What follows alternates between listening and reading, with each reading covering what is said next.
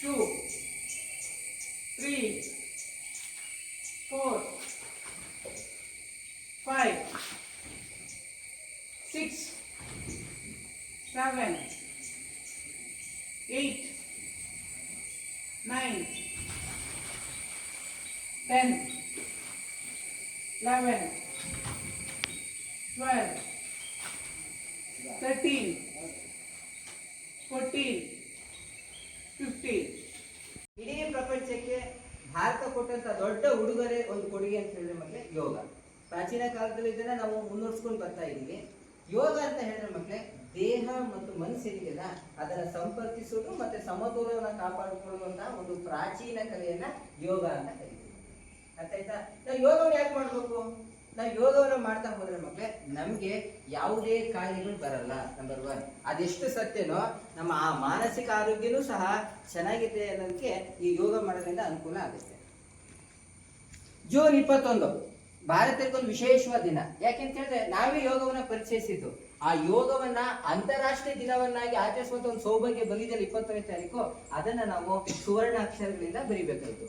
ಯಾಕೆ ಜೂನ್ 21ನೇ ನಾವು ಇದು ಯೋಗ ದಿನಾಚರಣೆಗೆ ಡೇಟ್ ನ ಫಿಕ್ಸ್ ಮಾಡ್ಕೊಂಡಿದೀವಿ ಅಂತ ಹೇಳಿದ್ರೆ, ಇವತ್ತು ಉತ್ತರಾರ್ಧ ಗೋಳದಲ್ಲಿ ನಾವಿರೋದು ಉತ್ತರಾರ್ಧ ಗೋಳ. ಇವತ್ತು ದೀರ್ಘಾವಧಿ ಹಗಲಿರುತ್ತೆ ಮಕ್ಕಳು. ಇವತ್ತಿನ ದಿನ ಉತ್ತರಾರ್ಧ ಗೋಳದ ಎಲ್ಲಾ ದೇಶಗಳ ಹಗಲೇನಾಗಿರುತ್ತೆ, ತುಂಬಾ ದೊಡ್ಡದಾಗಿರುತ್ತೆ, ತುಂಬಾ ಸಮಯ ದೊಡ್ಡದಾಗಿರುತ್ತೆ. ಹಾಗಾಗಿ ಈ ದಿನವನ್ನ ನಾವೇನ್ ಮಾಡಿದೀವಿ ಅಂದ್ರೆ ಅಂತಾರಾಷ್ಟ್ರೀಯ ಯೋಗ ದಿನವನ್ನಾಗಿ ನಾವು ಕನ್ಸಿಡರ್ ಮಾಡಿದ್ದೀವಿ. ಇದರ ಹಿನ್ನೆಲೆ ನೋಡಿದ್ರೆ ಯೋಗ ಹಿನ್ನೆಲೆ ಮೊದಲು ಭಾರತೀಯರು ಮಾತ್ರ ಮಾಡ್ತಾ ಇದ್ರು. ಆದ್ರೆ 2014ರಲ್ಲಿ ನಮ್ಮ ದೇಶದ ಪ್ರಧಾನಮಂತ್ರಿಗಳಾದಂತಹ ಸನ್ಮಾನ್ಯ ಶ್ರೀ ನರೇಂದ್ರ ಮೋದಿ ಅವರು ಏನ್ ಮಾಡ್ತಾರೆ, ವಿಶ್ವಸಂಸ್ಥೆಯ ಕುರಿತು ಒಂದು ಭಾಷಣವನ್ನ ಮಾಡ್ತಾರೆ. ಈ ಯೋಗದ ಮಹತ್ವವನ್ನ, ಯೋಗದಿಂದ ನಮ್ಗೆಲ್ಲ ಏನೆಲ್ಲ ಅನುಕೂಲ ಆಗ್ಬೋದು ಅಂತ ಒಂದು ಗೊತ್ತುವಳಿಯನ್ನ ಸ್ವೀಕಾರ ಮಾಡಲಾಗುತ್ತೆ. ಅಲ್ಲಿಂದ ಆಚೆಗೆ ಅಂದ್ರೆ 2015 ರಿಂದ ಈ 21ನ್ನ ನಾವು ಅಂತಾರಾಷ್ಟ್ರೀಯ ದಿನವನ್ನಾಗಿ ಮಾಡ್ತಾ ಇದೀವಿ. ಮಕ್ಕಳೇ ಇವತ್ತು ಯೋಗ ಎಲ್ಲಿ ಮಾಡ್ತಾ ಇದ್ವಿ ಅಂತ ಹೇಳಿದ್ರೆ ಯಾವ ಮಟ್ಟಕ್ಕಾಗಿದೆ ಅಂತ ಹೇಳಿದ್ರೆ, ಇವತ್ತು ಆಸ್ಟ್ರೇಲಿಯಾ ಖಂಡ, ಯುರೋಪ್ ಖಂಡವನ್ನ ದಾಟಿ ಅಮೆರಿಕದಲ್ಲೂ ಸಹ ಇದನ್ನ ಆಚರಿಸ್ತಾ ಇದ್ವಿ. ಭಾರತೀಯರಿಗಿಂತ ಹೆಚ್ಚಾಗಿ ವಿದೇಶಿಯರನ್ನ ಅಳವಡಿಸ್ಕೊಂಡಿದ್ದಾರೆ ಮಕ್ಕಳು. ಯೋಗ ಅನ್ನೋದವರ ಬದುಕಿನ ಒಂದು ಅವಿಭಾಜ್ಯ ಆಗಿದೆ ಮಕ್ಕಳು. ಹಾಗಾಗಿ ನೀವು ಆಚರಿಸ್ಬೇಕು. ಜೊತೆಗೆ ಈ ಯೋಗವನ್ನ ಪ್ರತಿ ವರ್ಷ ಯಾವ್ದಾರ ಒಂದು ಥೀಮ್ ಇಟ್ಕೊಂಡು ಆಚರಿಸ್ತಾರೆ, ಯಾವ್ದೋ ಒಂದು ವಿಷಯ ಇಟ್ಕೊಂಡು. ಈ ವರ್ಷದ ಏನು ಘೋಷವಾಕ್ಯ ಅಥವಾ ಥೀಮ್ ಅಂತ ಹೇಳಿದ್ರೆ ಯೋಗ ಫಾರ್ 1 ಅರ್ತ್ 1 ಹೆಲ್ತ್ ಅಂತ.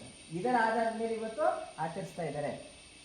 ಇತ್ತೀಚಿನ ದಿನಗಳಲ್ಲಿ ಏನಾಗ್ತಿದೆ ಅಂತ ಹೇಳಿದ್ರೆ ಮಕ್ಕಳೇ, ಎಲ್ಲರಿಗೂ ಕೋಪ ಬರ್ತಾ ಇದೆ, ಎಲ್ಲರಿಗೂ ಸಿಟ್ಟು ಬರ್ತಾ ಇದೆ. ಕರೋನಾ ಆದ್ಮೇಲಂತೂ ಬಹಳ ಜನರಿಗೆ ಸಿಟ್ಟು ಜಾಸ್ತಿ ಆಗಿದೆ, ಮೂಗ್ ಮೇಲೆ ಕೋಪ ಬರುತ್ತೆ.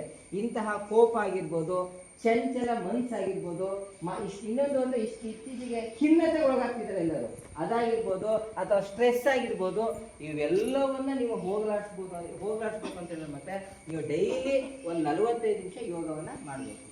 ನಮ್ಮ ರಿಲೇಟಿವ್ ಅಲ್ಲಿ ಒಬ್ಬರನ್ನ ನಾನು ಆರ್ಥೋ ಡಾಕ್ಟರ್ ಕರ್ಕೊಂಡು ಹೋಗಿದ್ದೆ.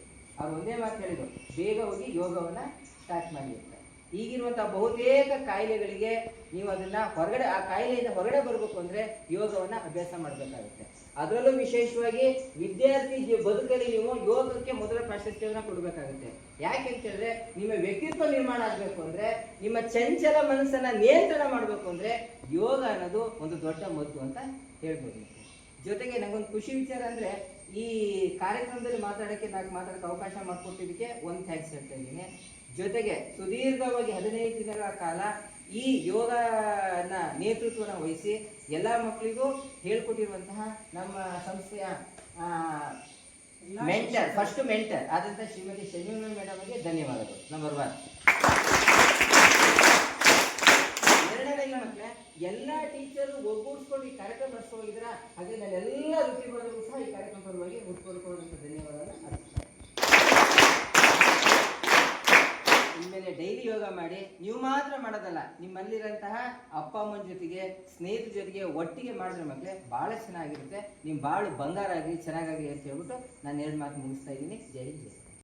ಪ್ರಜೆಗಳಾದ ನಾವು ಭಾರತವನ್ನು ಸಾರ್ವಭೌಮ, ಸಮಾಜವಾದಿ, ಜಾತ್ಯತೀತ, ಪ್ರಜಾಸತ್ತಾತ್ಮಕ ಗಣರಾಜ್ಯವನ್ನಾಗಿ ರೂಪಿಸುವುದಕ್ಕಾಗಿ ಭಾರತದ ಎಲ್ಲಾ ಪ್ರಜೆಗಳಿಗೆ ಸಾಮಾಜಿಕ ನ್ಯಾಯ, ಸಾಮಾಜಿಕ, ಆರ್ಥಿಕ ಮತ್ತು ರಾಜಕೀಯ ನ್ಯಾಯವನ್ನು, ಸ್ವಾತಂತ್ರ್ಯ, ವಿಚಾರ, ಅಭಿವ್ಯಕ್ತಿ, ನಂಬಿಕೆ, ಧರ್ಮ ಮತ್ತು ಉಪಾಸನೆಯ ಸ್ವಾತಂತ್ರ್ಯವನ್ನು, ಸಮಾನತೆ, ಸ್ಥಾನಮಾನ ಮತ್ತು ಅವಕಾಶಗಳ ಸಮತೆಯನ್ನು ದೊರೆಯುವಂತೆ ಮಾಡುವುದಕ್ಕಾಗಿ ಭ್ರಾತೃತ್ವ, ವ್ಯಕ್ತಿ ಗೌರವ, ದೇಶದ ಏಕತೆ ಮತ್ತು ಸಮಗ್ರತೆಗಾಗಿ ಎಲ್ಲರಲ್ಲಿ ಭ್ರಾತೃತ್ವ ಭಾವನೆಯನ್ನು ಮೂಡಿಸುವುದಕ್ಕಾಗಿ ದೃಢ ಸಂಕಲ್ಪ ಮಾಡಿ ನಮ್ಮ ಸಂವಿಧಾನ ಸಭೆಯಲ್ಲಿ 1949ನೇ ಇಸವಿಯ ನವೆಂಬರ್ ತಿಂಗಳ 26ನೇ ದಿನದಂದು ಈ ಸಂವಿಧಾನವನ್ನು ನಮಗೆ ನಾವೇ ಅರ್ಪಿಸಿಕೊಂಡು ಅಂಗೀಕರಿಸಿ ಶಾಸನವಾಗಿ